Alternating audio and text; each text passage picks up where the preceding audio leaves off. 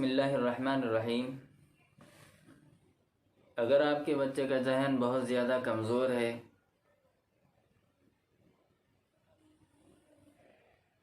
اور عام طور پر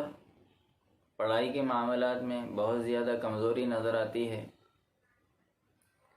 دوسرے معاملات میں بچہ ذہین معلوم ہوتا ہے، کوئی کمزوری نظر نہیں آتی، جیسے ہی پڑھنے کا مسئلہ آ جائے اسے یاد نہیں ہوتا یا اس کی طبیعت خراب ہو جاتی ہے، تو اس مسئلے کا ایک آسان حل یہ ہے کہ بچے کو جس آٹے سے روٹی پکا کر دی جاتی ہے اس میں قرآن مجید کی یہ آیت وَعَلَّمَكَ مَا لَمْ تَكُنْ تَعْلَمْ وَكَانَ فَضْلُ اللَّهِ عَلَيْكَ عَظِيمًا، اس آیت کو 121 مرتبہ پڑھ کر دم کر کے رکھ لیں،